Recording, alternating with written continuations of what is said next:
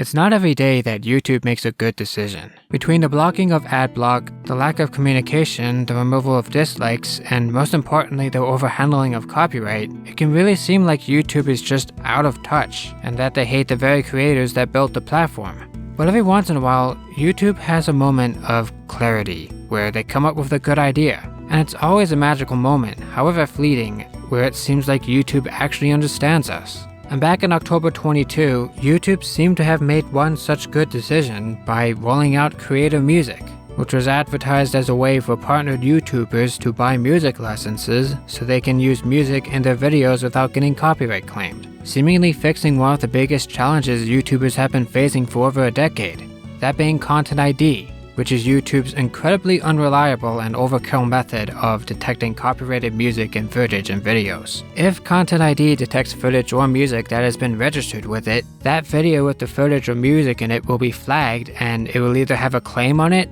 or the video will just be straight up taken down, ending the channel in a strike. And if you get 3 strikes, your channel gets terminated. It's an incredibly brutal and unfortunately easy to abuse system that has been the bane of many a YouTuber's livelihood, much like the community guideline strikes of the same nature. But now, with Creator Music, creators can seemingly avoid the stress and the risk of dealing with Content ID by just buying a license or sharing revenue to be able to use whatever music they want. Alright, on paper, Creator Music seems like the best solution to the problems presented by Content ID.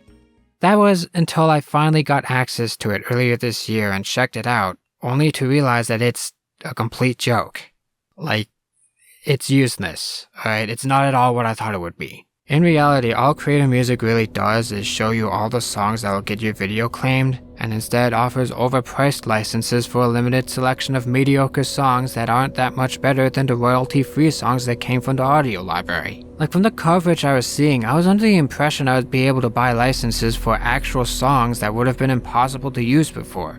But aside from a couple of XXXTentacion songs and a couple of indie songs, that isn't the case at all. It's mostly just a bunch of mid beats that would distract from the narration of my videos more than anything. And it doesn't help that half the tracks marked as instrumentals aren't actually instrumentals at all and have some of the most annoying vocals I've ever heard. To put it simply, these licenses are not worth some of the ridiculous prices I've seen, especially considering the strings attached to some of them. These licenses only work on a per video basis, which means if you intend to use a song for multiple videos, you have to buy a new license for each video, which can get expensive especially for larger creators. And in many cases, these licenses expire after a few years, after which there's no telling whether or not the video will be demonetized or even blocked. And while it's far more convenient and cost-effective than music licensing outside of YouTube, it's still a system that requires you to pay extra attention to the terms of each and every song you want to use. And as for the songs without licenses but are instead marked for revenue share, because that's an option you supposedly have,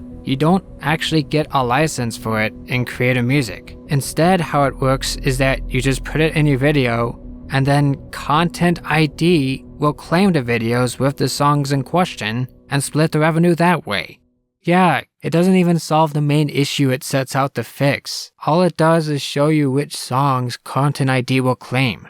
Why does this even exist? I mean, even the free music on here is a joke, as it's just the old YouTube audio library shoehorned in. The audio library was a massive collection of royalty-free songs cleared for use in YouTube videos. Mostly music from Kevin MacLeod or Otis McDonald that has existed for a long time and, in my opinion, features songs that are more useful for videos than some of the paid stuff Creator Music offers. Seriously, the simple fact that the audio library is in Creator Music for free pretty much negates the existence of all the paid stuff, because why pay for music when you can have other music for free? And even with the free songs, because everyone's using them, it's going to make your videos seem incredibly generic, to the point where you're better off just taking that risk and using music that's not on Creator Music, which I personally wouldn't recommend because there is that potential of getting claimed, but if you do your research and know what you're doing, you can pretty easily figure out what music is actually in the Content ID system or not. And if it's not in the Content ID system, then it's pretty much safe to use.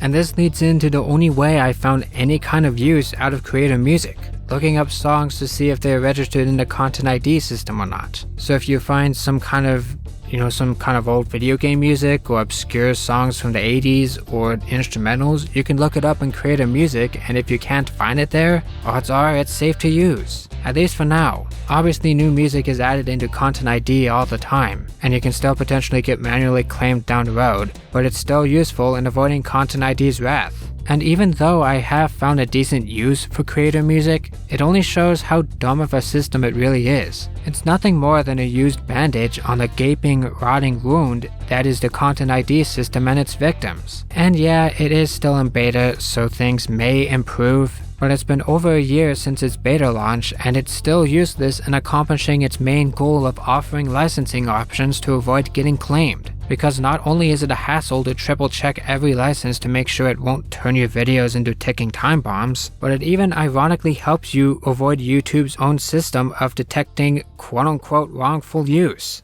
And I'm just disappointed. I'd happily pay 20 or so bucks to be able to use the instrumentals to Give Me the Loot, or The World Is Yours, or Moneyfold, or Vibes and stuff. But no, all I get is a bunch of trash, including trash that costs $10,000. Like at that point, just make your own music. Alright, that's what I do sometimes.